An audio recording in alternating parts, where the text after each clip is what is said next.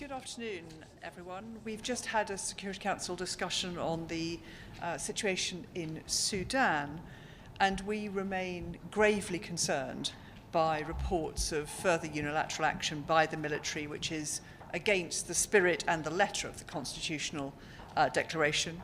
We had a very helpful briefing from the Special Representative of the Secretary General, Volker Perthes, who was very frank in his assessment that the window now is closing for dialogue and for peaceful resolution. And I think across the Security Council, we were clear that it is important to resume dialogue, that dialogue is the way forward. We want to see important freedoms reinstated in Sudan, including the internet being restored. We want to see an end to violence, particularly against women, but also generally we talked about the importance of restraint as we move into likely protests this weekend. So we repeat our call for the military to engage in good faith to deliver a settlement that is based on the principle of genuine military-civilian partnership, which is, of course, the agreement that we all applauded in 2019 and that the people demanded, and the people have been so clear in the last 2 weeks in their commitment to. General Burhan has announced today the formation of a new sovereign council, and he instated himself as the leader of that council, and he also appointed a new deputy for him, Mohammed Hamdan Bagu. And the demonstration is starting to build at this moment in Khartoum to this announcement, because there's no internet, but the word is spreading that the demonstration, and they are in the streets, and it's not going to wait till the weekend. The problem is, he is about to announce a new government with a new prime minister, and the people are trying to stop that. What is the Security Council doing to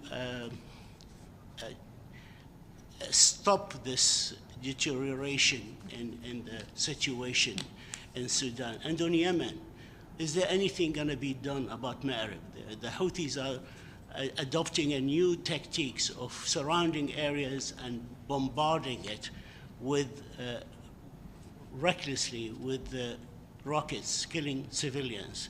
Is there anything besides statements and consultations can be done to stop the Houthi crimes?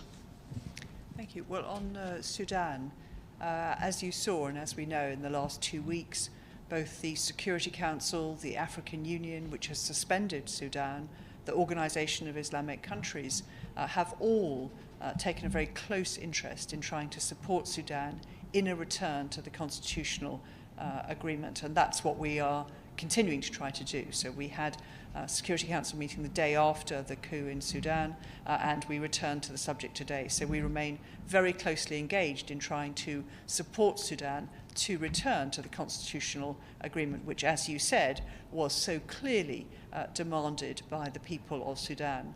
On Yemen, which was an earlier council discussion, yes, we remain very concerned both by the attacks on Ma'rib, but also by the cross-border attacks into Saudi. And so that is a particular focus of what we are looking at and trying to bring this extraordinary humanitarian conflict to an end. Thanks. Madam Ambassador, I just want to take this chance to ask you about the meeting this afternoon about the migrant crisis between Poland and Belarus.